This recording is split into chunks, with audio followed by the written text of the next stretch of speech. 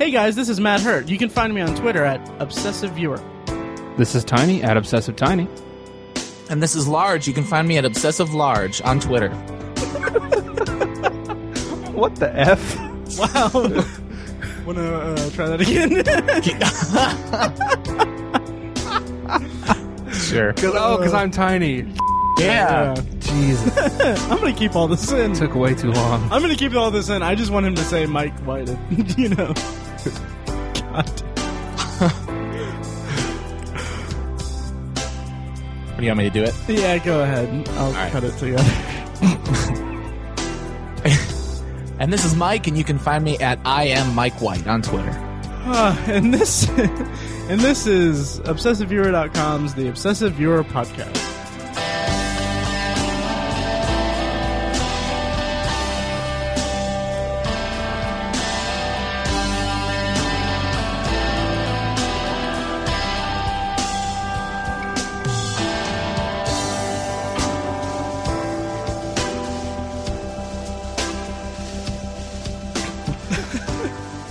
Welcome. Large. That was really good. You that big goof. You can't reference it unless Matt's going to use it. Oh, I'm gonna use it. I'm gonna right. use it. But I'm gonna make sure that I put you saying Mike White. That was great. Gotcha. But that was the only thing I wanted to make sure you said your name. Gotcha. That was awesome, though. Well done. Thanks. Yeah. So welcome to this week's podcast, everyone.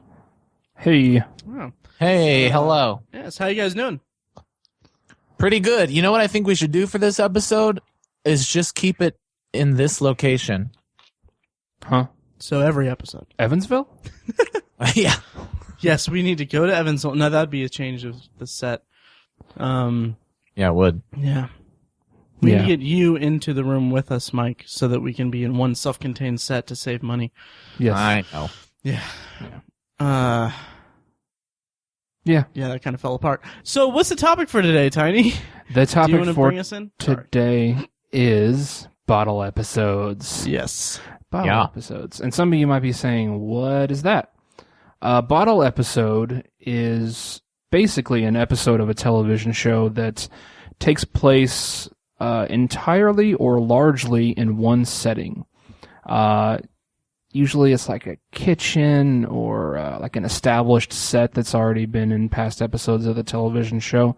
A classroom, something like that.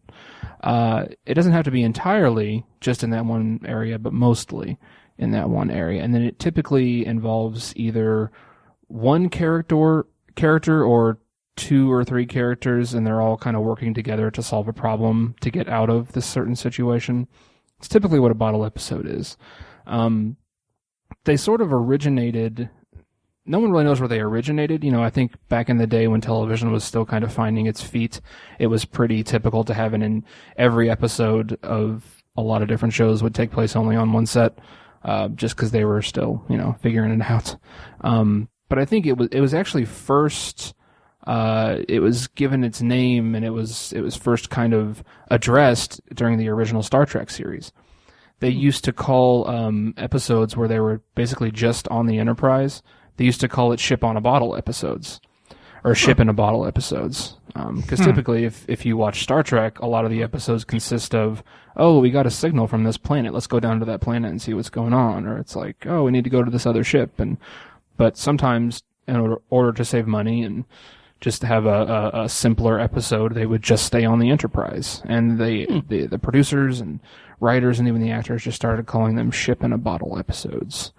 I did not know that. Yeah. That's awesome. interesting. Yeah. So they coined the term. Nice. Yeah. And a lot of it's usually a cost-cutting measure for, like a show to create this episode specifically designed to spend the least amount of money as possible, so that they can reallocate the money toward bigger episodes later in the season. Right. Yeah. Usually the premieres and the finales and stuff like that. Right. Yeah. The big tentpole episodes and sweeps episodes. Right. So that's what a bottle episode is. They're very common in sitcoms. Oh, It's easy to do because a sitcom usually you only have a couple stages, a couple settings, and that's about it. And it's become like a staple of television. I think you can point out those episodes pretty easily now. It is, and you can Google it, and it's kind of a pretty big trend now to talk about kind of like what are the best bottle episodes. And I think that's kind of what we're doing today, or at least what are our favorite bottle episodes. Yeah. There's one or two that I'm not too fond of, but I want to bring up. Or really just one. But it's mostly just quality bottle episodes, because the bottle episode technique is really could be a disaster. But it's really a good chance for the writing to be showcased and the acting, because there's not any flair or any kind of big thing happening. It's just actors in this confined space working with the writing, and it's usually it's a cost cutting measure, but it's not something that they can just throw out. It's something that usually they kind of put some care into the writing. It doesn't have to be bad. I mean, a lot of the times they end up being some of the best episodes of the season, of any given show. And I think one of the things I love about it, or the reason why it works a lot, is because it kind of bottlenecks you as a creator. Hell,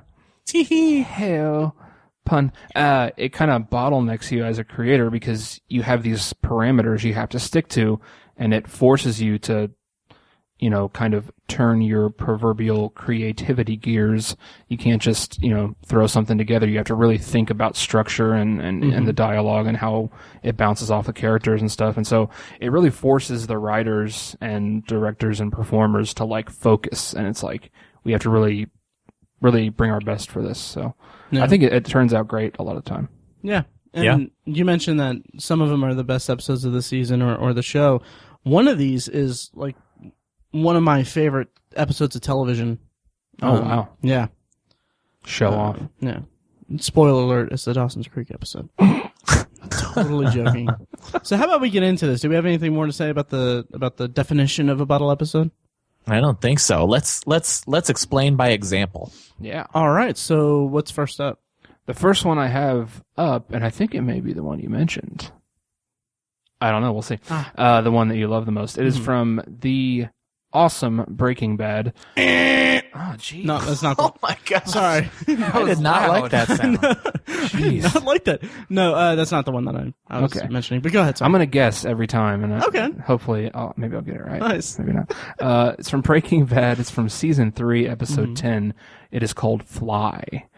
In this episode, Walt and Jesse, spoiler alert, they spend the episode in the lab that was that's underneath the laundry place, and they're trying to get rid of a fly that has found its way into the lab and could possibly contaminate the product. Nice. Yeah, this episode is directed by Ryan Johnson. Oh, I forgot about that. Yep. Yeah. Oh, yeah. Spectacularly directed.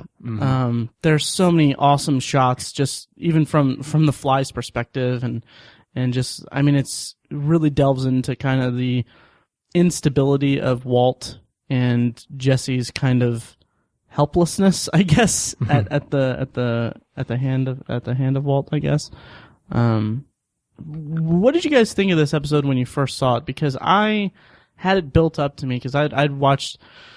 I came into Breaking Bad in between seasons 3 and 4, so I had heard about this episode, and when I got to it, I was a little underwhelmed. Funny that you say that, because I think you did the same effect to me. Really? Did I build it up? I think you built it up for me.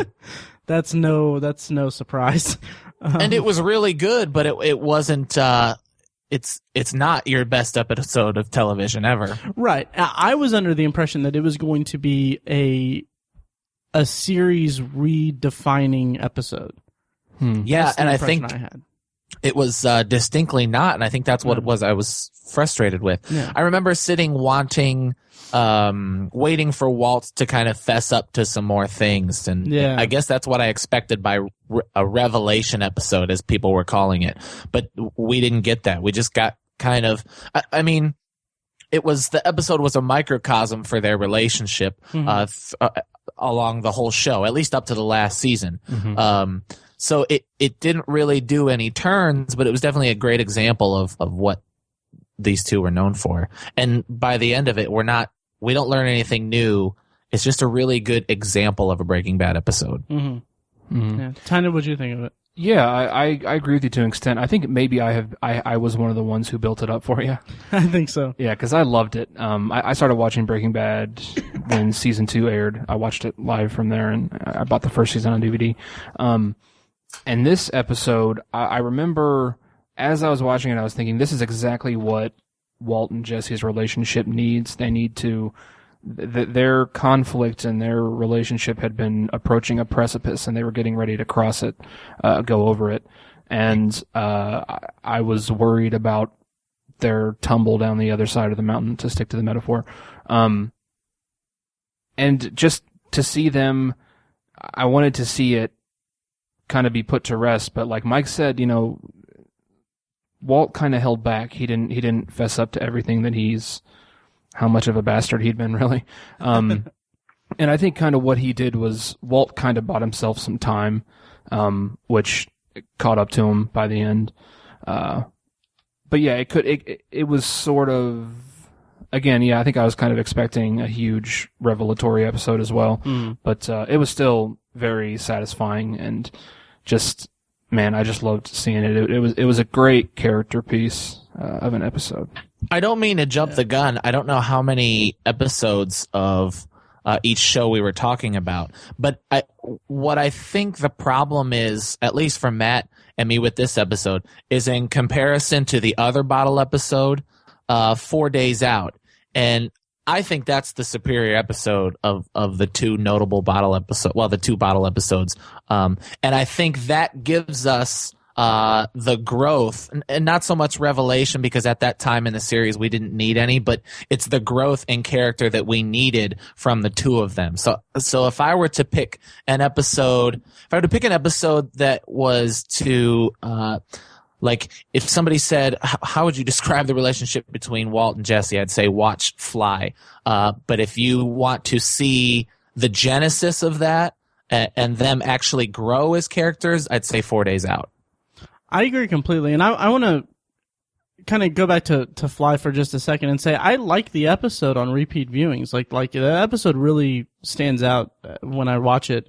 It was the anticipation of it being a revelatory episode that kind of made me feel like it was a little bit lacking when I first saw it. But when upon reviewing it, because I've seen it maybe 3 times, it gets better every time, just from a stylistic perspective, especially from Rian Johnson, who directed some of the best episodes of the series. Totally. Sure. But yeah, 4 Days Out. There's an interesting anecdote about it. Can we get a quick synopsis? Oh yeah, go nuts. Sure. In 4 Days Out, it is season 2, episode 9. Walt and Jesse take the Winnebago into the desert for a marathon cook, but they end up stranded when the Winnebago won't start. Yes. In this episode, there's an interesting anecdote about it in that I might get this wrong, but apparently it was written as a bottle episode. It's through and through a bottle episode, but the director, I can't remember who directed it, but I think it was a woman. The whole idea of the episode was to have an episode with them in the RV throughout the entire episode, but their location was so, the lighting of it, the natural light of the location was so appetizing that they kept shooting more and more outside, and I think that ended up running them long, and it ended up being one of the more expensive episodes. Oh, that's funny. Yeah, but I feel like it's a better episode for me as a fan than Fly was, because like you said, Mike, it is the genesis of their relationship. It is a big turning point. It's where Jesse kind of first sees this kind of growth in Walt, and it's where Walt kind of releases some of his it's where they first like connect as partners rather than student and teacher.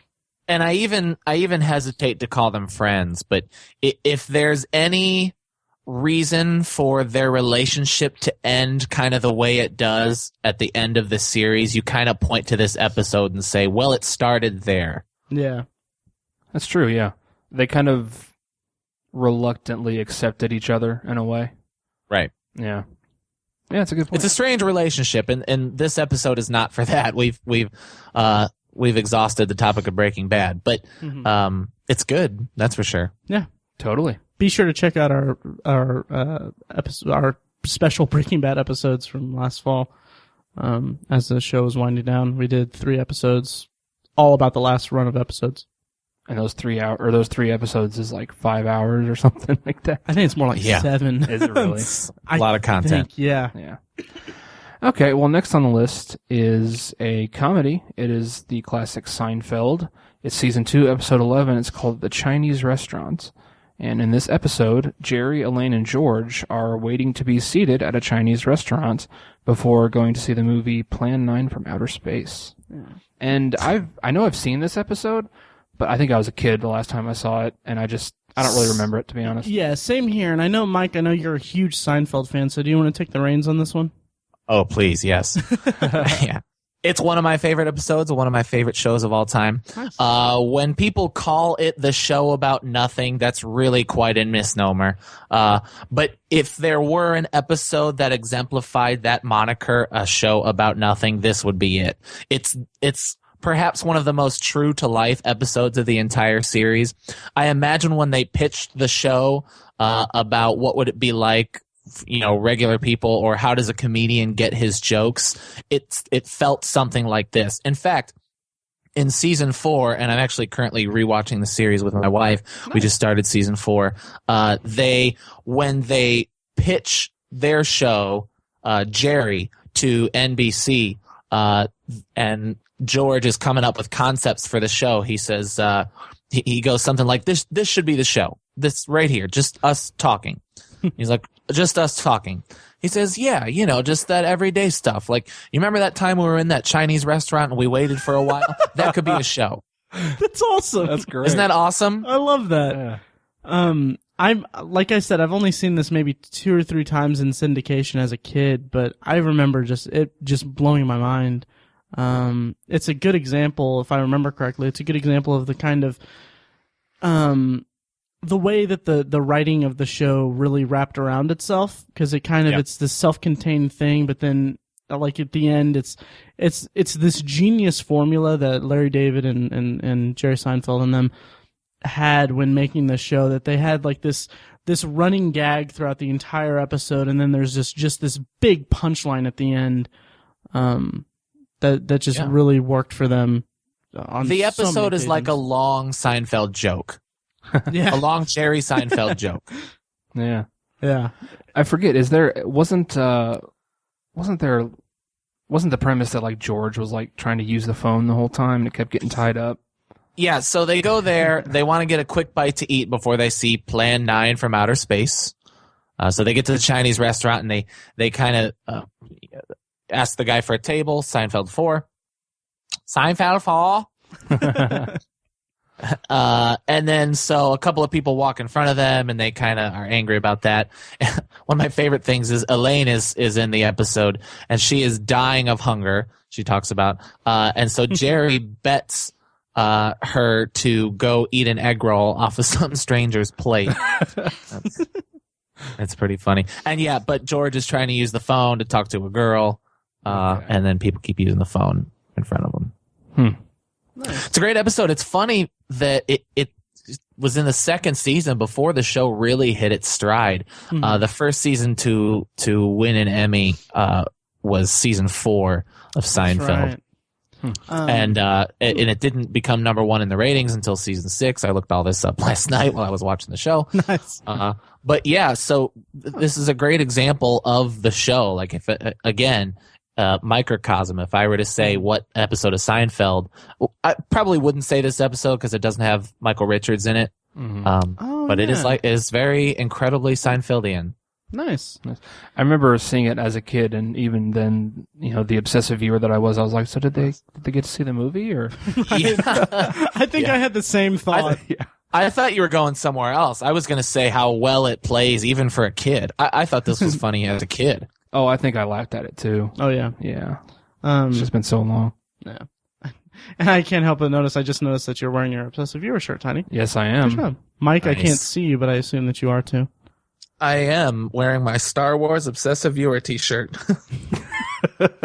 We should get those made. Anyway, well, you don't even like it, so. Well, I don't not like it. I don't, Whatever. Anyway, so is Matt Han and Tiny's Chewie and I'm Luke? I will be Chewie all freaking day, dude. I can get on board with that. Is that all right? Yeah, Han's the guy with the ship, right? I hate you.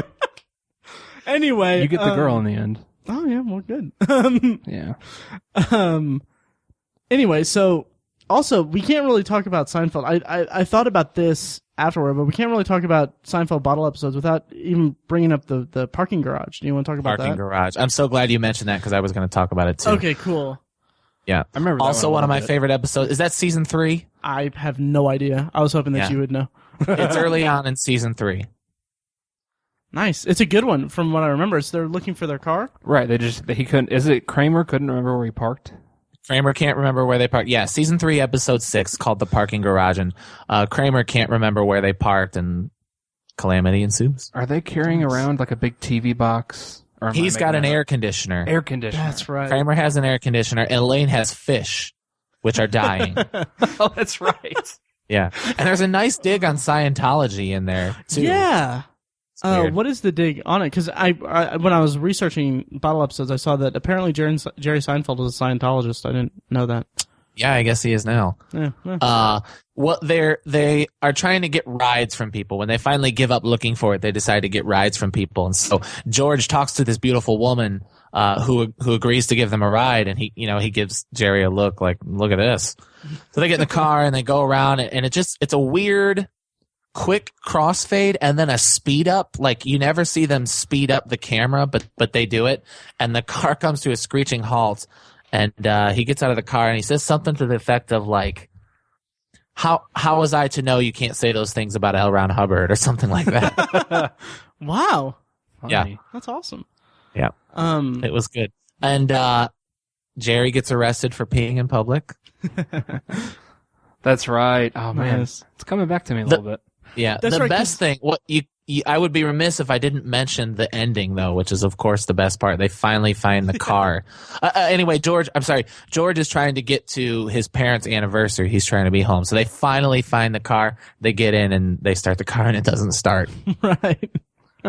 And isn't the whole episode Jerry needs to pee?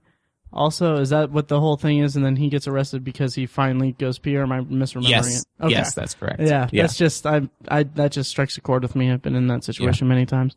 Behind the scenes stuff, if you've got the DVDs, you probably know this, or if you know anything about Seinfeld, you probably know this, but at the end where the car starts, it was just supposed to start, and it was just perfect that it didn't. Like, on the set, it just didn't start, and so you can kind of see everybody start laughing right away. That's awesome. And so it ends, yeah. Nice.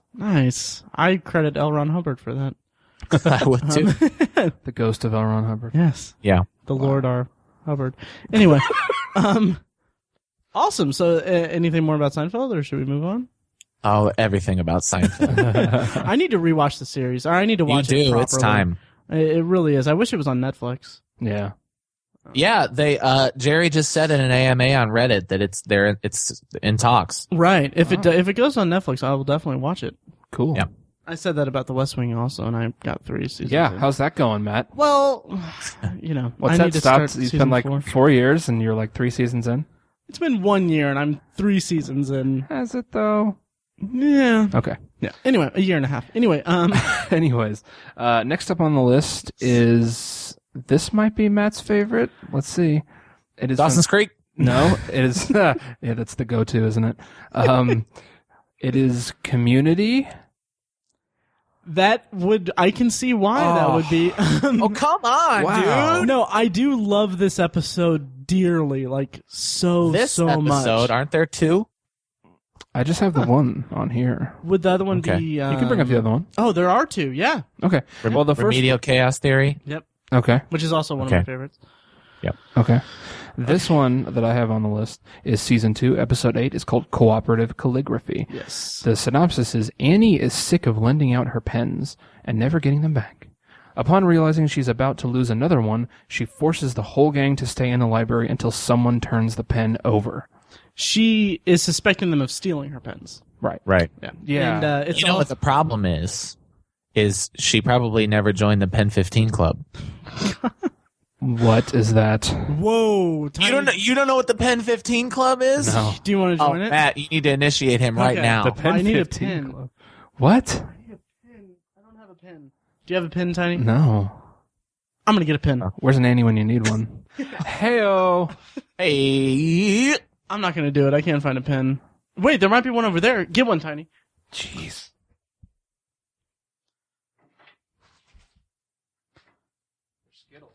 No. Oh.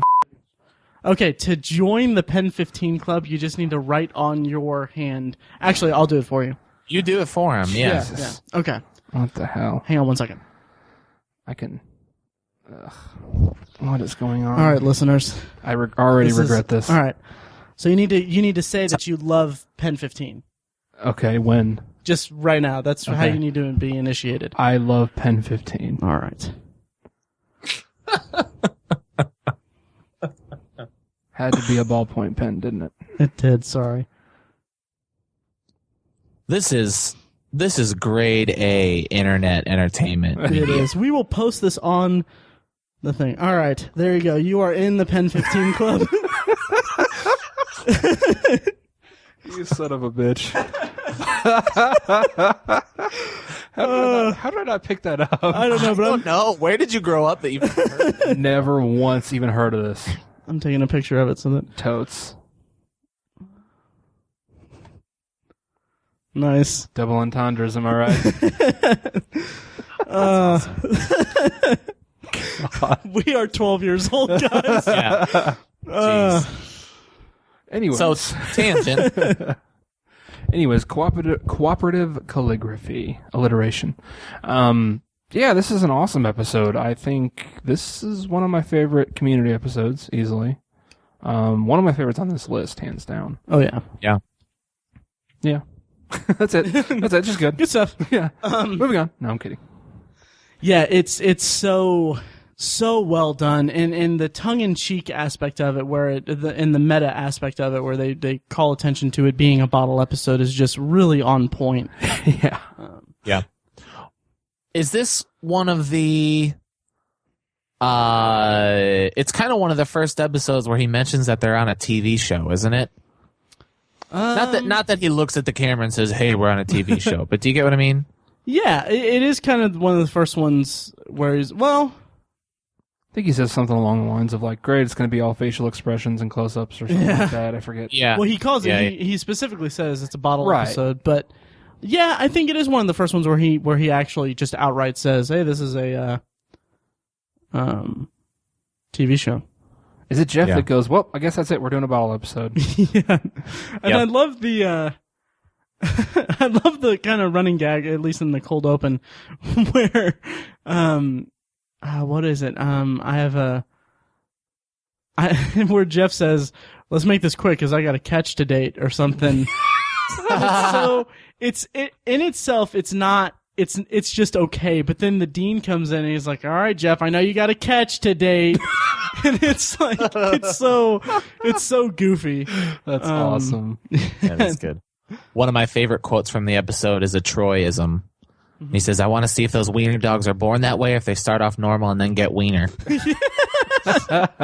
Which let's not exclude the whole back the whole kind of subtle thing about it that this entire episode takes place during a puppy parade.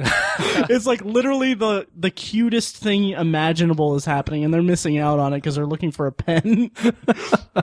It's awesome. Plus Annie's boobs. Oh yes, Annie's boobs. The monkey, not her. The first. Oh. Hey-o. Yeah. Hey. The first time in season 2 we see Annie's boobs. Jeez, Matt. So yeah, good episode. Yeah, I loved it. I love how the tension rises throughout it because it's like there's such a conflict between them, and it kind of brings out these very real issues within them. Mm-hmm. Plus, they all end up in their underwear. Yeah, I know. Which Joel McHale in his underwear. Oh, his abs. I know, right? I just want to do my laundry on him. Yep. Because washboard abs. I got you. That's the. I got you. Okay. I got you. Yeah, it's a good joke. Yeah. Sneak peek. Anyways, it's a classic bottle episode in that it's an incredibly awesome vehicle for the character interaction. Oh, you're forced to confront everything, just like you want out of your favorite characters, And the writing is good. Yeah, writing is definitely on point. Now, Matt, the question is, do you like Remedial Chaos Theory better? Absolutely. Okay, me too. Yeah, Remedial Chaos Theory from season 3, question mark? Yes.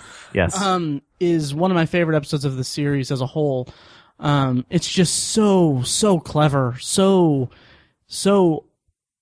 for a show that is at times or oftentimes so against the grain and undefinable. This episode is like a break from the abnormal, if that makes sense. Like the show is so out there that this episode exists outside of where they normally are, which is outside of conventional television. Huh. It's like a step removed from normality. I'm confused. I think I'm confused with what you're trying to say. The way you say it makes it sound like it's a normal episode. No. I'm saying the opposite. It's like a normal episode for a Community is an abnormal episode of television because it's so out there and unique and interesting. And you're saying this is... Remedial Chaos Theory is an abnormal episode of Community in that it's like an extra step away from normal television. Does that make sense? Gotcha. Yeah. Say a regular episode of Seinfeld is a 1. Mm-hmm. Community regular episodes are a 2. Remedial Chaos Theory is a 3. Right. Gotcha. Okay. Nice. Yeah, it's so inventive, and I love I'll just skip ahead to like my favorite thing about it. Is that the episode is about them playing, they're over at Troy and Abed's, and they are rolling dice to figure out who goes downstairs to let the pizza guy in or to get the pizza, because they just buzzed in for the pizza. So every time they roll the dice, and then Abed's like, you're creating 6 different timelines. And so they show the outcome of each timeline of who does it, and each one is just a disaster.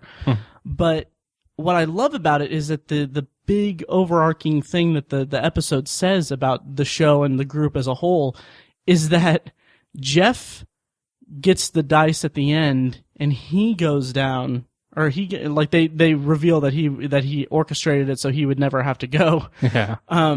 So then they call him on it, and then he goes down and lets them in, and then that's like the happiest thing. And it's kind of making the statement that like he's the most dysfunctional member of this group, and him being a puppet master is what's kind of what tears them apart.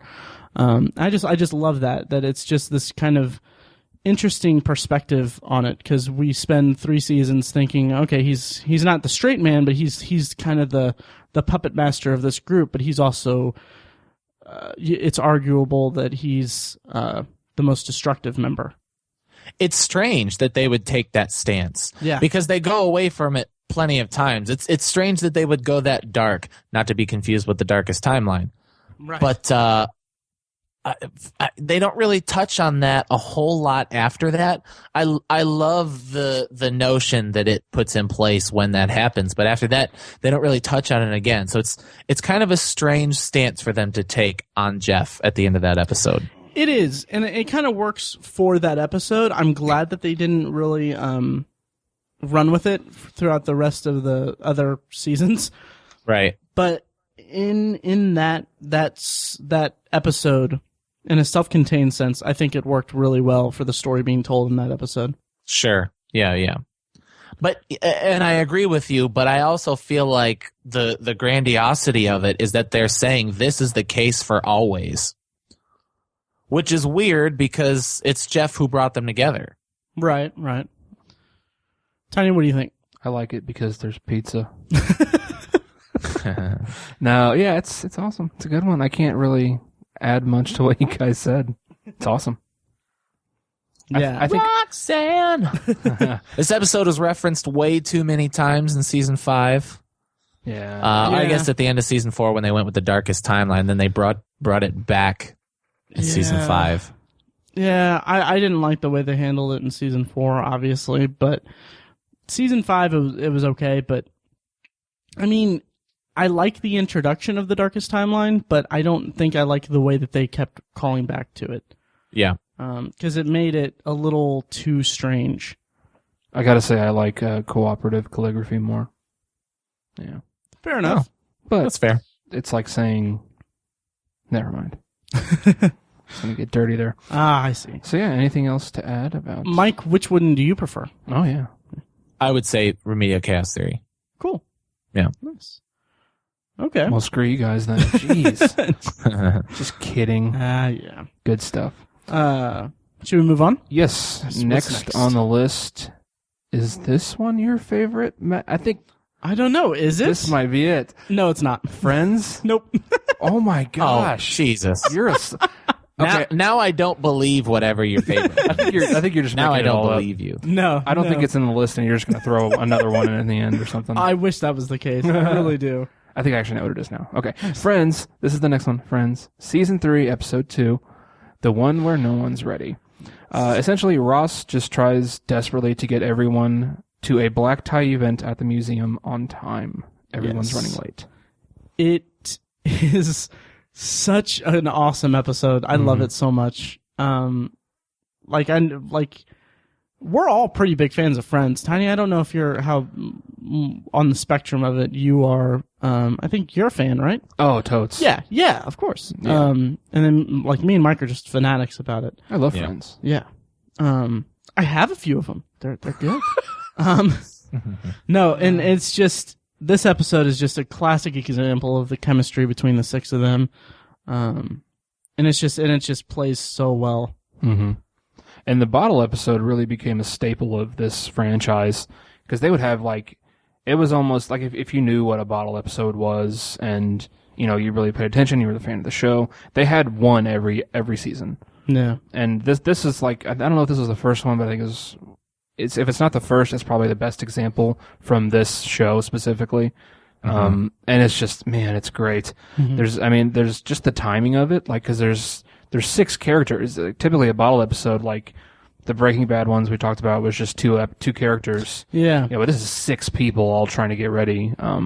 It's actually like an impressive feat of show making, right. Filmmaking, if you will. Yeah. Mike, where does the one where no one's ready lie with you in your Friends fandom? This is a monumental life moment for me, that episode. Wow.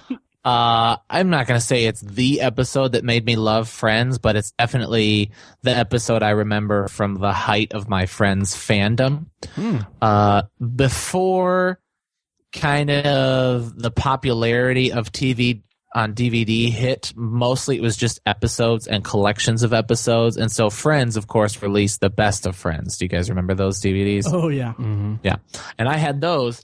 And they had something like 5 episodes each, right? So it was like 20 episodes on 4 DVDs, separate DVDs. Huh. Okay.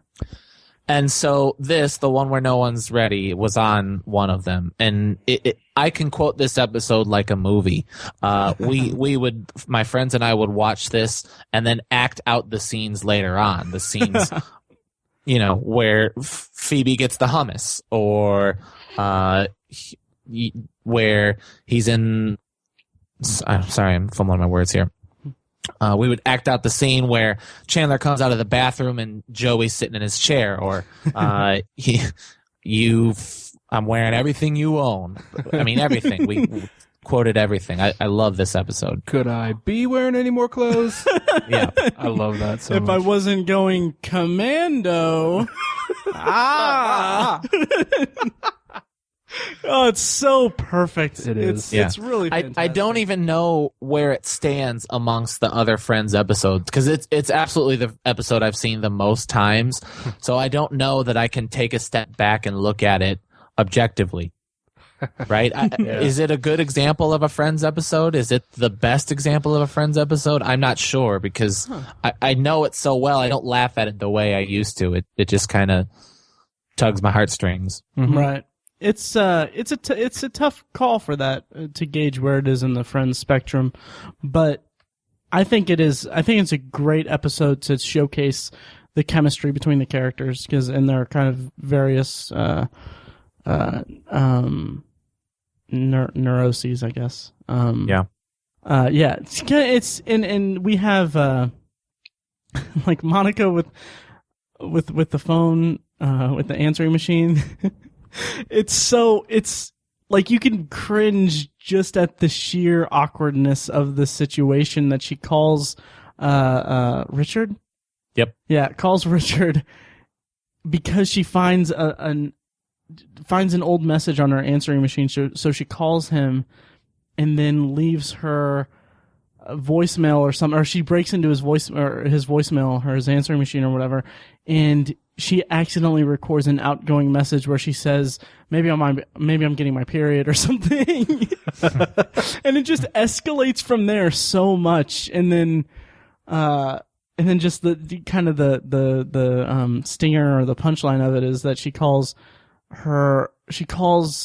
Richard's daughter to find out if it's her daughter that left a message on his voicemail, and then she calls and explains the whole thing, and then like the final bit of it is like she's like, should I call the company and have them change his number? And then I think Phoebe or Chandler or something is like, don't worry, I think he'll be doing that himself. It's so great. Classic. Yeah. I love that episode, and it's like Tiny said, it did become kind of a staple of the show. There were some really great bottle episodes of Friends. I don't know if this really qualifies as one, but the one where they're up all night. Well, they didn't really have any guest stars, but they had different sets. But that's like one of my favorite episodes. The Thanksgiving episode where they play football is a bottle episode. Oh yeah. Yeah, and it's worth mentioning that the one where no one's ready takes place in real time, which is good. It works. It plays. Oh well, yeah, so, that's true. Because they have like 25 minutes or something, or they have half an hour to get to the cab or something. Huh. Awesome. Yeah. So it's a good one. Nice. Yeah. Yep. So yeah, anything else to say about Friends? No. Should we move on? I love you guys. Friends. Wait, what? Oh anything yeah. Else to say about Friends? You. JK. I love you kids too. Should we move on to my favorite episode of television ever? Yes. I'm joking. This isn't the one, obviously. It's funny. I'm actually, obviously, if you couldn't tell, I'm reading this from a list that I made up. And at some point, Matt was like, "Hey, there's one from this show that I wanna add on there." And I was just like, "Ugh." And so I just have it on my list as some Dawson's period episode. You know, in the past, you've talked about this show, Matt, but yeah, you don't do it in a loving way. You know, it's not. I don't like the show. It's kind of pretentious. It's the first two seasons are watchable if you watch it as if he's a budding serial killer. I don't want to wait. But God damn it, for our lives to be over. You done? I want to know right now. Okay. Anyway, to give actual background on the oh my God. For our lives to be over. I want to know right now, when will it be? Okay. So this is season 1, episode 7.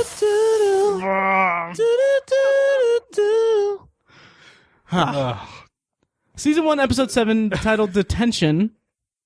Why are you talking so fast? Because I don't want you guys to interrupt me. No idea what you're talking about. No, it's So no one told you life was gonna be this way. Not even the right show. Anyway, so the episode revolves around the core group of characters, the 4 characters, Joey Pacey, Jen, and Dawson.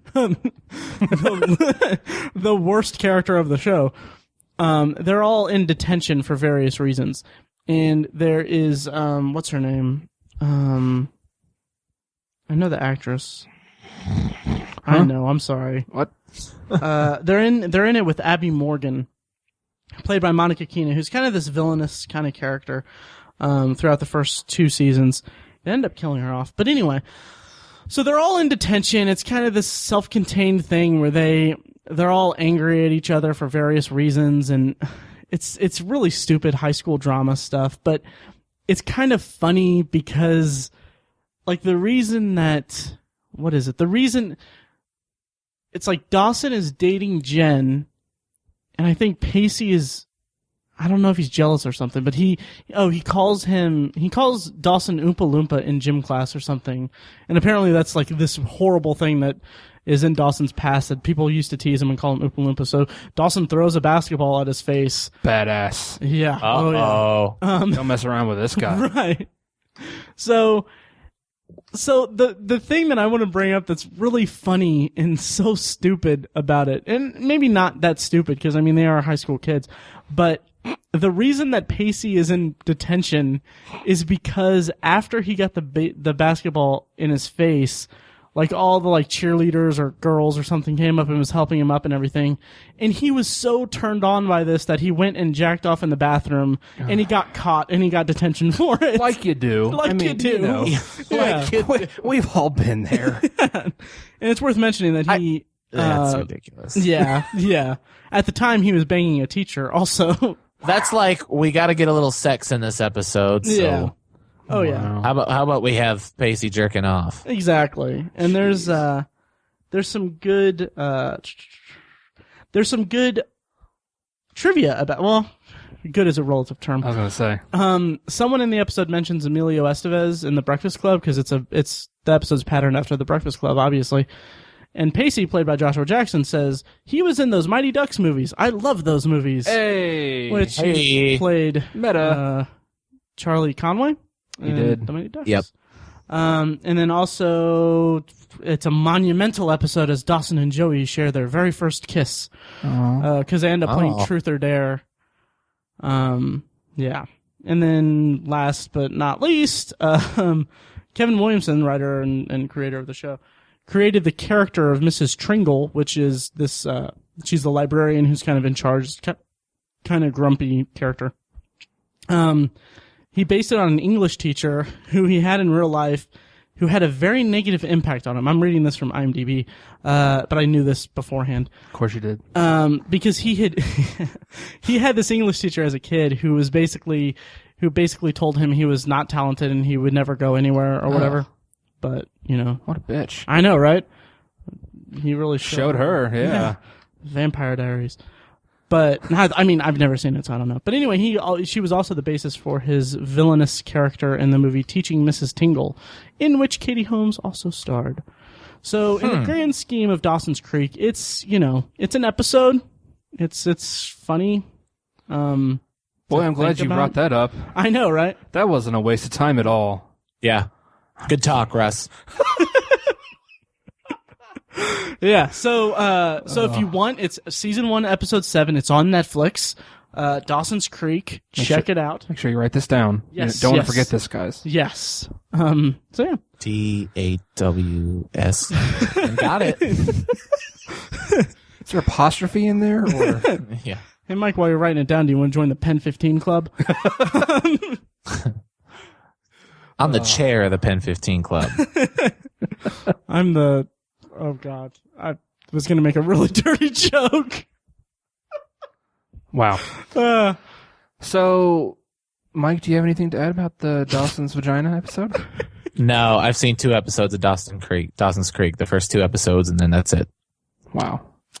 Yeah, me too. Anyways. No, I don't know. So next up, this is your favorite one. If it's not, you're leaving right now. And if this should make for a good discussion. Mm-hmm. Yeah. This should make for a good discussion. All right. This is from the television show Firefly. Go on. Is it? This is your favorite one? What episode is it? Because I'm in the dark about it. Well, there's only like 12 of them, so. Yeah. Season 1, episode 5. It's called Out of Gas. Oh my God, it so is. I love this episode so much. I knew it for the 5th time. Fifth try is always a charm. The synopsis for this episode is: a small part on Serenity's engine shuts down a life support system. Mal orders the crew off of the ship, but he stays behind. Such an awesome episode. It shows a great... It's interspersed with...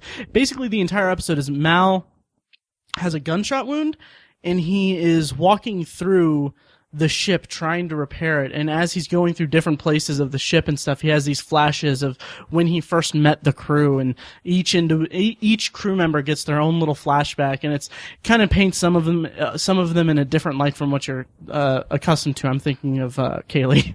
But it's such a great episode, because there's also this flashback. It opens and closes the episode of this guy who's saying, like, he's the guy who's selling him the ship. He's like, here's your ship here. It'll never let you down. He's like talking it up and everything, and trying to sell it to him. And in the end of the episode, spoiler alert, it shows that Mal has his eye on Serenity on a completely different ship from what he's talking to. He's like, no, I want that one. And it's just like, it's so true to that character, and it's so true to the spirit of the show that he would go for this junker, and it's like it's his ship. It's a device in sci-fi specifically that I just love. It's this connection between humans and their ship or their car or their whatever. I love this kind of spirited connection between them. This like they understand it. They, like, the ship and him understand each other, and it's just this kindred connection, or this connection that just really speaks to me, and that I really enjoy in science fiction, and it's really on display in this episode. Take me off to the black, tell them I ain't coming back. Yeah, that song is the worst part of that show. Burn the land, you think so? for the sea. You can't take the sky from me. I think in the context of the series, it works for the show. You don't like that song, Matt? Mike, are you serious? No, I hate that song. Whoa. I think it's incredibly cheesy. Yeah. Whoa. Well, fair enough. Yeah. I don't want to be the type of guy to tell a person what their favorite things should be. That's I have a feeling you're gonna, though. But knowing you, Matt. Yes. I don't. It's like I don't believe you. Really? I have to believe you. Of course I believe you. If you say that's your favorite, it's your favorite, whatever. But if I were to pick your favorite bottle episode, or one of your favorite episodes of all time, it would be the one where no one's ready, or Remedial Chaos Theory. Huh. I just think those shows speak truer, to coin a phrase, I don't know if that's a word, they speak more true to who I know you to be as a person who consumes media, especially Remedial Chaos Theory. Out of Gas is great. And I know you like sci-fi and outer space, but I know you're not into Star Wars. You've referenced that on this podcast. Right. And you're also not a huge Star Trek fan. So I'm not really getting that, like, love of the sci-fi and the ship, but I know that you love meta humor. I know that you love sitcoms. And I know that you enjoy shows or things that transcend themselves. And as you said yourself, Remedial Chaos Theory transcends the themes or ideas of the entire show of Community. Firefly is just a really great episode in a really great show. Yeah, I think what it is that I was kind of just blown away by this episode. Honestly, I was kind of, because Firefly is a show that... and I'll also say, I think the ending of that episode is cute at best. Really? Yeah. See, that's what makes it for me. Is just it's such a great character part, character like punctuation. I agree with the character choice. I agree with that, but I don't like that it's like a twist and a wink. Huh. Interesting. Gotcha. It's the other ship. It's Wow. like I didn't care. I didn't invest in the other ship. I don't know. Interesting. Tiny, what do you think of it? Mike has like a black heart tonight. Doesn't like that. I'm sorry, I don't mean to. No, you're fine. No, you're making good points. Really, actually, what you said about Matt as a TV fan, I didn't realize how much I agreed with you until you said it. So I was like, I can see him liking this episode more than the others. Yeah. But after what you said, I think you're right. I can recognize the peculiarity of it, of this choice. And I haven't seen this episode in some time, and I've rewatched several of these other episodes since the last time I saw this episode.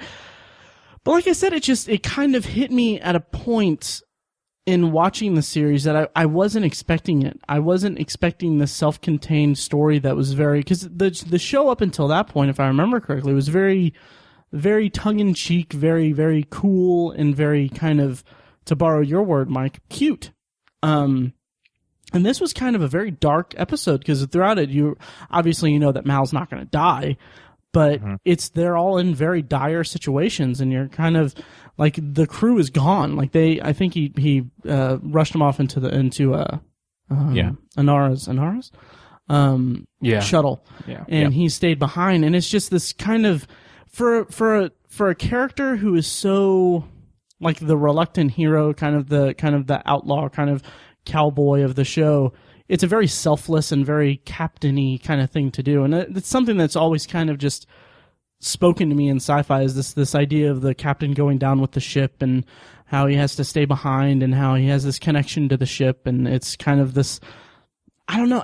I can't really put my finger on it, but I just really loved the way that this episode was executed. All valid points about the episode. Oh, yeah. I agree with you. Though I will say, I don't think the show is cool.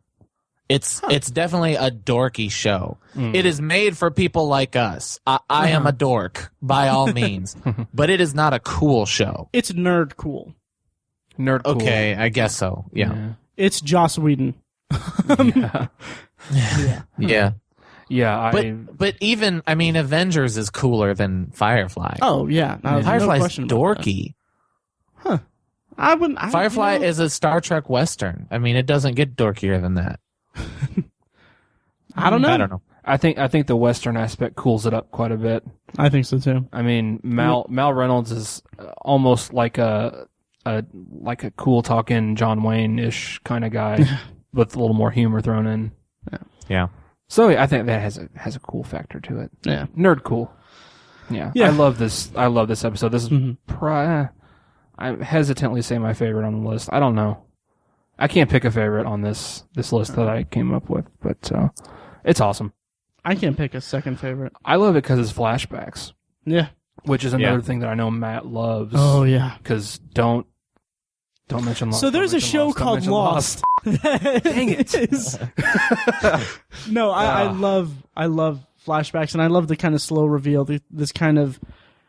Because, I mean, it's not a straightforward episode by any stretch, and it's just, it makes you kind of have to pay attention to it, and I really appreciate that from a storytelling perspective. I love flashbacks where you have, in the linear version of the show, you have these characters that are beautifully connected, and then in a flashback, you see how they met. Yeah. I love that so much. Yeah. That's one of my favorite telephonic devices. I don't think that's a word.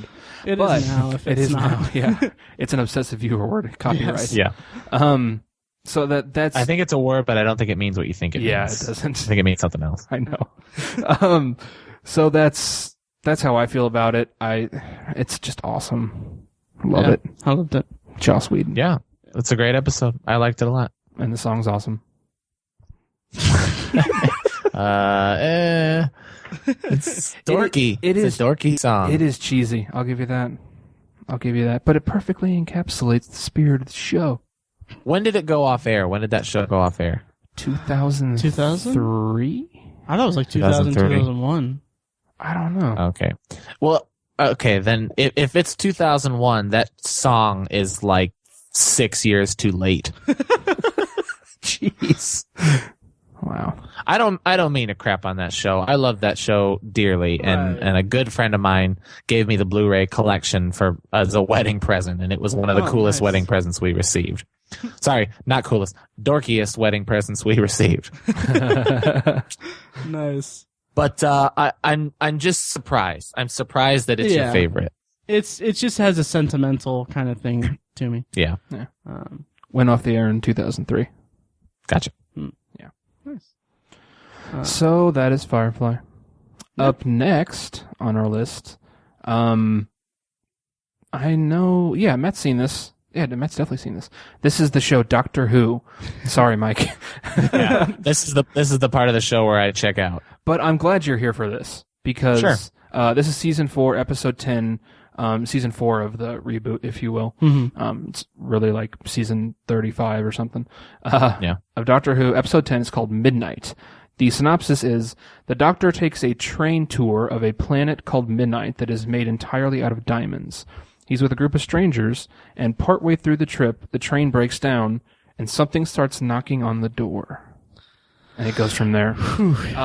Mike, I think you would love this episode. Absolutely. It is scary as hell. Yeah. It's Really? It oh is, yeah. yeah. Like, Is well, it one-off? Yep. What I understand is that most of the show is one-off. 90% of the show is Episodic. episodic.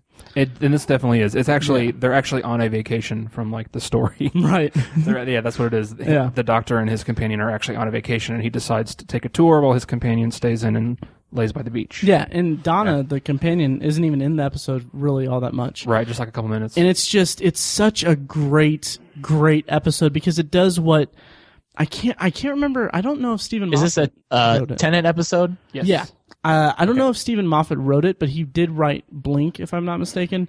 And they kind of have this kind of similar thing to it because what it does is it takes kind of this childlike game or this thing that you associate with children. In this case, like in Blink, it was kind of a hide and seek kind of thing or whatever, or staring contest kind of thing. Mm-hmm. In this episode, it's mimicking people. Mm-hmm. And it just takes it and it makes it just terrifying. Right. Because the alien in the episode, the monster, if you will, that's knocking on the door, it infects a passenger, and it not to give too much away, it takes away the Doctor's most treasured weapon, his voice. Mm-hmm. And it does so by mimicking him, and like it's like very.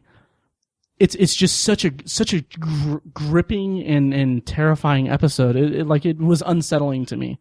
Right. I loved it. I absolutely loved it. Yeah, the Doctor is the greatest negotiator in the universe ever of all time, and he can't negotiate with this thing. That's what's amazing about it. And it makes some really bold and dark statements about humanity. And what they'll do in the face of this in the face of an impossible choice or when their backs are up against the wall, because the humans on board, they all kind of come to this decision that's really, really appalling and terrifying. And it's because they are so terrified by this creature. It's such a brilliant episode. If you guys haven't watched it, seriously, go watch it after listening to this because it's really, really good. Mm-hmm. So why is that a thing about the Doctor that he is the best negotiator? What is that? Well, how is that? The canon of the show is that he is the last survivor of a whole race that was wiped out in a war, and so he's kind of like one of those soldiers who's seen the worst possible violence that any person can see, and he refuses to use it ever again. Yeah. So he's a pacifist. He's a pacifist. Yes, he has to rely entirely on his ability to negotiate, as opposed to just using force on someone. Right. Gotcha. And it makes for some really interesting writing in the show. Yeah. I really think you'd like it, Mike. Yeah, it's got some really great horror elements to it. Yeah, and like 95% of the episode takes place inside the cab of this train. Yeah. Or little ship or something. Yeah. Something like that. I can't remember exactly. I think it's a train. Yeah, I don't know. like that.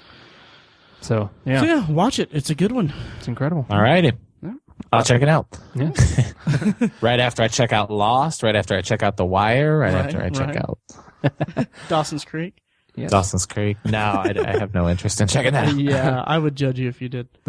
Like we judge you all the time. Yeah. Yeah. Unfortunately, I didn't realize this about the last three. I don't think you've seen any of these, Mike. I haven't. Yeah, that's what I mean. Dang it. Yeah. I don't think Matt has seen the next one either. I haven't. I'll just go through it real briefly. The Sopranos, it is season 3, episode 11. It's called Pine Barrens.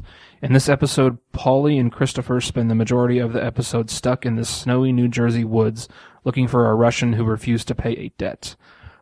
This episode almost has a little bit of a scare thing to it as well, because there's this guy, they're essentially, spoiler alert, they're trying to get rid of him, the way that mobsters do.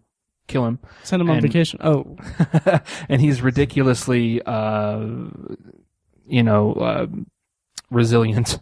And so they try to kill him several times, but they're not sure if he's ever really dead. Huh. And he's just kind of lost in the woods. He's a Russian guy, so the snow means nothing to him. And they end up stuck in this van in the cold New Jersey woods in the middle of winter, and the van won't start, so they're freezing. They don't have any food.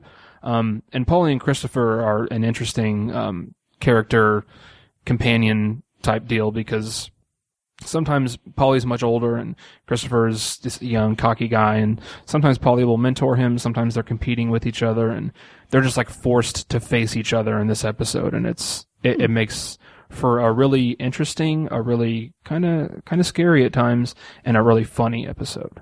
It's really good. It's not a one-off episode, unfortunately. You can't just go watch it, so you'd have to watch the first 2 seasons and 10 episodes up to this. So, but it's really good. Nice. I'm still working my way through season 1, so I'll get to it eventually. Yeah, it's a good one. Cool. And then it's on the list for me. It's a show. It's another one of those shows. But we'll see. I'm not sure if you'd really like the show, Mike. To be honest, it's pretty slow. It's hard for me to really get into it. Mm-hmm. Gotcha. I like the show, but I think it's actually pretty overrated. Yeah. Oh, okay. I really do. Interesting. Yeah. Don't tell Chick McGee that. Call back. Well, he also liked 6 Feet Under. He did. Yeah. Man. Anyways, the last one on this list, maybe not the last one, but the last one on this list is an addition from Matt, and I had forgotten about it until I read about episode. it, and I was like, wow. This is from the show 24. It's from season 5, episode 13. It is 7 p.m. to 8 p.m. Previously on 24. The synopsis is: a weaponized gas is released into the CTU building, leaving the employees stuck in certain zones that have been sealed off. Permission to nerd out. Totes. As much as I can't stand the show as a whole because of the way that it just completely screwed up the last season, this episode is so freaking great. It really is good. It's so, and it's in the best season of the show. Season 5 is such an amazing season because it kicks off with allies of Jack being killed off, and that's kind of this whole like runner for the entire episode, the entire season is he's on a vendetta against these people who murdered his friends, and it's just creates this really personal story, and it's Jack Bauer is a character who's lost so much throughout the entire series run that. And this episode is just piles it back on because the previous episode ended with sarin gas being released in CTU because, shocker, there was a mole in CTU. But they're sealed off into it's not one self-contained set for all the characters. They're sealed off in like 3 different areas. There's Jack and his daughter who just happened to be there. I don't remember how they did that, but his estranged daughter, who it's the first time we've seen her in like a season, and she's very mentally not unstable, but she's like in a relationship with this kind of older, kind of skeevy psychologist guy, played by C. Thomas Howell. Right. And it's this kind of weird thing because she kind of in the downtime of them waiting for the CDC or whoever to come and like release them, they basically have this kind of conversation where it's like, where Jack wants to reconnect with her, but she's like, no, because death surrounds you. I want to keep my distance from you because you're, people die when they're around you. And it's kind of this thing that it's a horrible thing to say to her dad after he just lost his friends and stuff. Mm-hmm. But there's other like characters throughout the episode, like the director of CTU's in his office, and then like Jack's closest friend, Tony, is in the infirmary with the villain of the season, played by Peter Weller. Statute of Limitations is up, so spoilers galore here. But he's in, like Peter Weller is unconscious throughout the whole episode, and it's basically, the entire episode revolves around Jack trying to talk Tony out of murdering the villain because the villain killed Tony's wife. And also there's this, cause it's 24, there's this countdown effect of the sarin gas is eating away at the sealant on the door. So they're trying to get the, air conditioner on to evacuate it from the common area so it gets away from the door. So there's this whole thing, it's all packed into this one episode where Jack has to go crawl through the vents to get to a computer to release all this stuff and stuff. But anyway, it ends with just this really like kind of shocking moment where Tony has a syringe at the bad guy's like chest and he's about to do it, but then he realizes like, oh no, I'm not a killer or whatever. And then the guy just wakes up and takes it and just sticks it in Tony's heart and does it, and like Tony dies, air quotes, because he came 24. Back. Because 24. There you go. And it's just such a great episode because it's this very tense episode that is away from the norm of the series, because the series is all built around like, oh, this big moment thing. Like there's bombs that are about to be going off. There's atomic weapons, and it's all this like big level threats. But this is a very self-contained, very small thing, but it has very big repercussions throughout the rest of the season. So I loved it. Yeah, it's very unique in the sense of bottle episodes because it's actually a very complicated thing. Mm-hmm. There's so many different things being juggled in the air as opposed to just like, let's just solve this one thing. Right. 2 people solving this one problem or whatever. It's tons of people and there's like 7 different things that have to happen perfectly. And it is a very good episode. It's definitely a top 5 best of the series. And you're talking about a series that had over 200 episodes. Right. And it's, they needed to save money for the big, season finale taking place on a submarine. Do you remember that? Yeah, a little bit. They had to go on a sub to save the day. But that season finale was freaking awesome. Oh, so great. Yeah. That season as a whole is just... Should have been the series. It should have been, yeah. Like, you can go in, if you want to watch 24, just watch season 1, 2, 3, and 5. Do you think we'll ever do a 24 episode, just me and you? I really want us to sit down, watch 24, like speed through the whole series, and then stay up for 24 hours and do an episode about 24. Like that's my goal for us to do that. Okay, no. Okay. I will gladly not be a part of that. Oh, that's great. So that is the end of my list. Do you guys have any little additions? I think we discussed my favorites. Yeah, I think so too. I'm trying to think if Dawson's Creek had any more. No, I've got nothing. There is a really good X-Files episode called Ice, which unfortunately is pretty much a rip-off of The Thing, the movie The Thing. But it's a really good episode, and it's kind of a bottle episode. Okay. I saw it on a list that I looked up. There's also an episode of Homicide, Life on the Streets, which I've never seen. It's like on the top of like all the bottle episode lists I could find, but I can't remember the name of it, but it's like 2 detectives interrogating a guy for the entire episode. Wow. And apparently it's like really, really good, which doesn't surprise me because David Simon. Nice. Did he have anything to do with the show, or was it just based on his book? He might have been like a producer or something. Probably. Yeah. But anyway, I've heard really good things about it, so maybe I'll check it out. Well, this was a successful episode. It was. Yeah. It was. Yeah. Good stuff. Yeah. Covered a lot. We did. Yeah. Good work, guys. Hey guys, this is John Papa Giorgio of Papa's Basement telling you to visit inpapasbasement.com and check out my show. I'd humble brag and say that my 25 listeners can't be wrong, but I'm pretty sure more people were members of the Heaven's Gate cult, so they could indeed be as wrong gets. Still, work is hell, and if you're hearing this, then you definitely have time to kill, so look up Papa's Basement on iTunes and Stitcher, and of course my website, which is, once again, inpapasbasement.com. I sexily thank you. Should we do some Potpourri? Let's get it smelling good up in Do here. it. Who wants to bring us in? This is the section of the podcast where we talk about anything we want as long as it smells good. I'll go ahead and bring us in, obviously. You didn't have to do it and then tell us you're going to do it. I know. I know.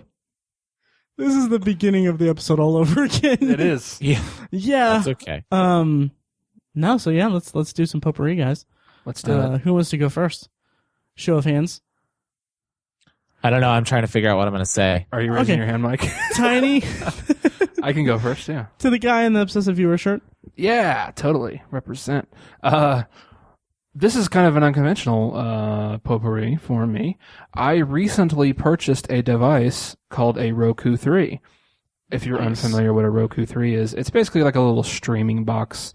It kind of sits, it's like a little, almost like a cable box, except without the cable. Basically, you just hook it up to the internet. You can hook it up with Ethernet or Wi-Fi or whatever, and it just has channels on it, essentially, where people can upload content, and apparently it's free to start your own channel. I didn't know that. You might have to have a hosting thing, kind of like podcasts, but it's pretty cool. There's like 1,000 channels on Roku. It is the most robust as far as channels go of all the streaming devices. There's also like the Apple TV, Amazon Fire TV, and Google Chromecast. Those are the three other ones. But none of those have anywhere near as much content as the Roku does. Actually, my motivation for buying the device was the organization American Atheists recently launched their own Atheist TV channel, which I was really excited for. And so that's the reason I bought it. But I quickly learned that there's just so much other content on there. There's several apps that are just like movie channels, Nice. where you can watch movies for free. And some of them, they might only have like 200 movies to choose from, but it's a free movie, so it's pretty cool. And it's a great device for streaming Netflix. I already had I have the app on my PlayStation 3, so I could do it before. But it's a great device for streaming that. It also has Amazon Video on Demand and Hulu Plus, stuff like that. So if you're, in the market, or you're looking to like cut the cord, as they say, get rid of your cable or whatever, it's a great option. I definitely recommend checking it out. Nice. How was the Atheist TV channel?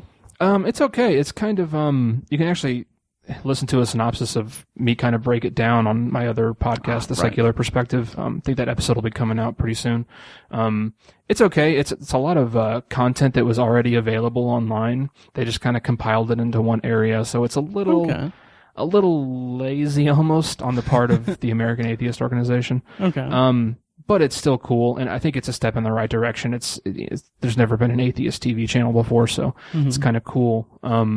It's a step in the right direction. They eventually want to make original content just for the channel. So, you have to start somewhere, and this is a decent start. So, cool.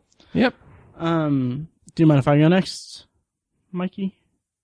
Do it. Cool. I watched a movie a while ago, actually. I actually watched it, back in June 28th. I'd forgotten about this. I don't think I brought it up, but Obvious Child. Did I bring this up on the podcast? I don't think so. Okay, well, I actually watched this. It was part of during Keystone Arts Midnight Madness screenings that I've been talking up for the past several weeks.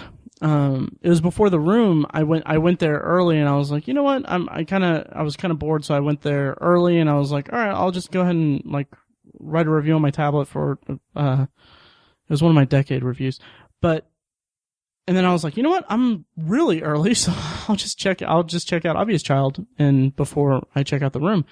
And Obvious Child is an unconventional rom-com, I guess. It centers around Jenny Slate's character, who she's a comedian, a stand-up comedian, who she is kind of this character who, like all kind of stand-up characters in movies, she lets her real life influence her act. And so she gets, following a really devastating breakup, she hooks up with this guy played by, I can't remember his name, but he played one of the new guys in season 9 of The Office. But they hook up, and she finds out she's pregnant. And so the whole movie, the entire plot of the movie surrounds the 2 weeks she has to wait between finding out she's knocked up and when she's far enough along to where she can get an abortion. Oh, wow. And it's kind of this really good movie. It's just really impressive the way that it kind of goes through the motions of her emotions, and it's not like she's really conflicted with having the abortion that much. It's more she doesn't want to hurt this guy who's this really, really good guy. And like they kind of meet up, and he kind of pursues her, and she's trying to keep her distance, and there's just this really organic and honest dichotomy or this honest thing between them where she has this thing that she doesn't want to bring up because she doesn't want to ruin things with him, and it just feels very natural, and it's not something that ordinary movies would tangle up into scripted into kind of this forced movie thing. It feels very natural, and it's something that I really appreciated about the movie. Also, it's really funny. There's some really great lines, and Jenny Slate is really fantastic. You might know her from Parks and Rec. She played John Ralphio's sister. Yeah, she was awesome, and she's really great in this movie. And it wasn't she on a season of SNL? Yeah, very short-lived. If I'm not mistaken, she got fired because she dropped an F-bomb. Yeah, that was the main contributing She factor. did drop an F-bomb, and she did get fired. I don't know if that's the reason why. Yeah, I feel like she was on I think Comedy Bang Bang, or maybe it was Nerdist or something, but I feel like they addressed that, and they didn't really. I don't know if she elaborated on it. She kind of skirted it a little bit. So there's no clear answer. Yeah, but she's doing well. The movie was really good, though. I definitely recommend it. It's, like I said, it's kind of an unconventional rom-com, and David Cross has a small role in it. They plays this kind of creepy kind of friend of hers in like a couple scenes. It's really well done. So it's an unconventional romantic comedy. So you could say it's an uncon rom-com. Hey-o. I'm not going to make fun of you for that. Copyright 2014, bitches. I just love that so much. I'm disappointed I rom-com. didn't think of that. Yes. Okay. Sorry. Yeah. So that's my potpourri for this week. It was really good. Cool. Mike? So, school is back in session. The air is a tad bit crisp in the morning, and we're getting closer to fall, which means it's my favorite season, which means horror movies and horror entertainment. Yes. So I just want to talk briefly about this Scream TV series that just recently announced its cast and its director. Yeah, right? Yeah. I know nothing about this. Well, I wanted to juxtapose my excitement for the season with my distaste for the idea that MTV, by the way, MTV I know, right? is in partnership with Dimension TV is making a Scream television show starring Willa Fitzgerald, Amy Forsyth, John Carna, Carlson Young, Amadeus Serafini, and Jamie Travis is directing the pilot. I know nothing of that. Yep. What All you just those said. names mean nothing to me. Nobody's. Wow. So I don't know. I'll definitely watch it. We've talked about Scream before and how much it means to me and us. So we'll see. I don't know. MTV. Yeah. God, that sucks. Oh yeah. Yeah. I read this news this afternoon when I woke up, and I knew that they were working on this. I knew that they were considering this. I knew that this was something that was in the works for a while. But all I could think about was, how is it going to sustain itself as a TV show? Like, anything more than 3 episodes. How is this going to be a thing? I don't get it. I mean, I can understand if they... I don't get it at all. I wonder if Dimension shopped it around and they just kind of landed at MTV. That's what I hope. Okay. Well, that though it does seem. I mean, the movie came from just like the tail end of the MTV generation. It makes sense, but it won't be good. Well, my point was going to be that we've seen over the past couple of years, it's been proven that horror can not only work as a TV show, but it can be really good and really popular. American Horror Story, it's winning all kinds of awards and stuff, and people love it. It's getting renewed, and it's supposed to be really good. And so I don't know. It's a little disappointing to me that if they did shop it around to like some of the better channels, totally, yes, offense to MTV. If they shopped it around to, like FX or HBO, Showtime, it's interesting to me that those networks are not biting on stuff like this. Maybe it's just that it's not going to work as a TV show. Yeah. I don't know. There is that. I'll play devil's advocate though and say that MTV might be the best place for it. Oh, really?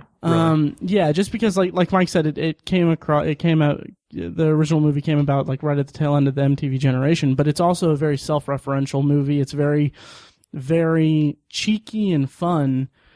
And I mean, yeah, MTV doesn't have a good track record with anything, but they are doing some scripted series. I guess that show Awkward is really popular. Well, I really liked that MTV documentary show. Was it called True Life? Sure. True Life, I'm a whatever, and it would be something. That was actually a pretty good documentary show. Okay. Yeah. But that's about it. Opinion of you went down a little bit. I'm kidding. No, it's good. No, but sure. But I mean, with them going for scripted shows and stuff like that, I can understand that because this is not to compare the two remotely. These two are not comparable. They are not ever going to be on the same level. But just think back to, what was it, 10 or so years ago, AMC. They were just the American movie classics. They just played classic movies, and they're like, hey, let's jump into scripted television. Yeah. And so, I mean, sure, MTV is trying to rebrand itself, and I appreciate that, but taking Scream and making it a TV show, I mean, it could. No, it won't. I don't think it would sustain itself as a series. Maybe as a single one-off season, but it would have to be really, really inventive, or it would have to do something to break the mold, because those movies are really good, and I really like the movies, but they are movies definitely. Like I couldn't watch a single one of them for more than 2 hours, much less an entire season of TV. How about the fact that Teen Wolf is incredibly successful for them? Is it? Oh yeah, that is MTV, isn't it? Uh-huh. I forgot about that. I haven't watched any of it. Yeah, that's true. Also, yeah, like I said, Awkward and now Teen Wolf, now that I think about it, is very popular. Yeah.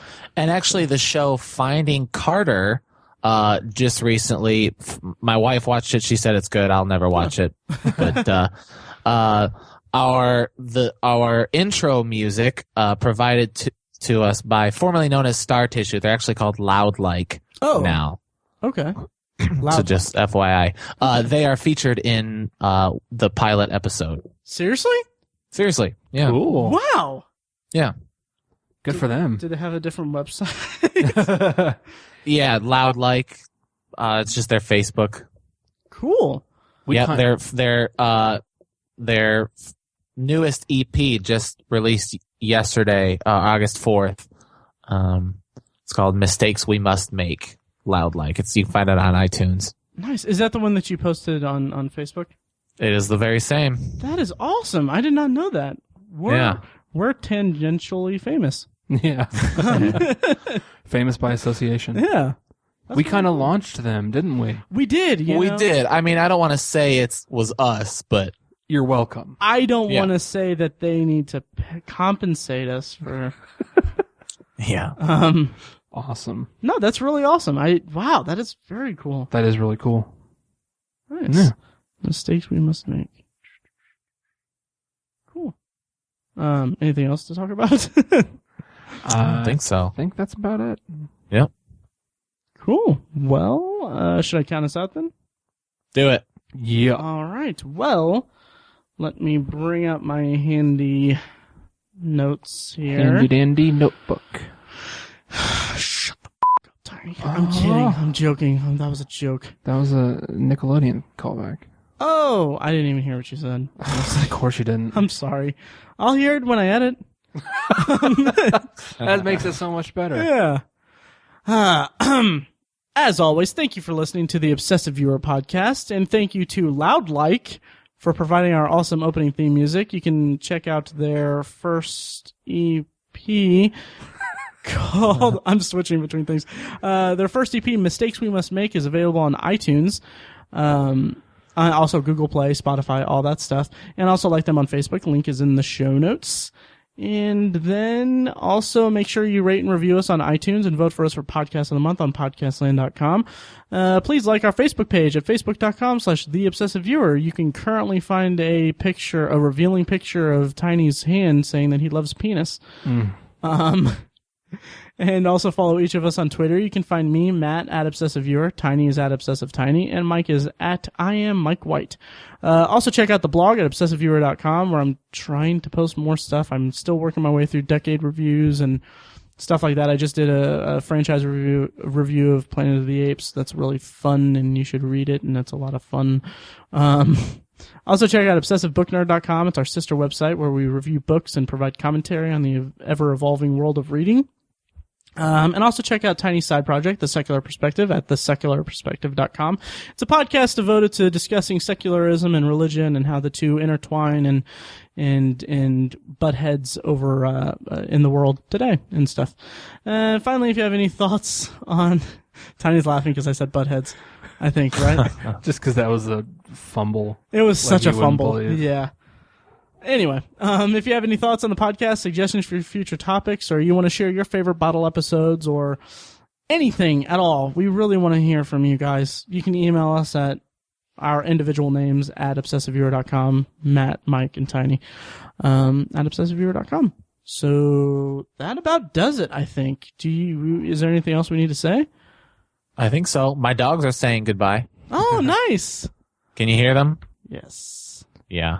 Also, check out our Summer Sandler series, by the way.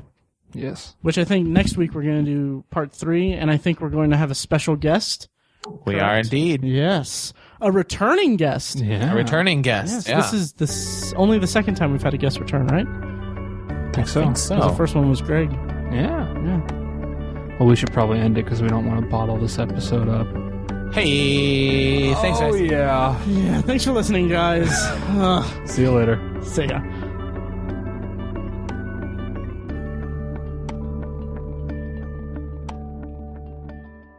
So, Matt, like I said, we've Dustin and I spent the day yesterday working on new music. Yeah, how did that go?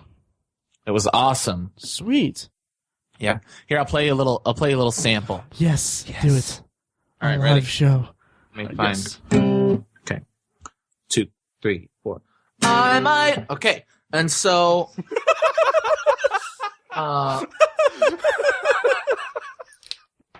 Well played. That's great. You Thanks. dick.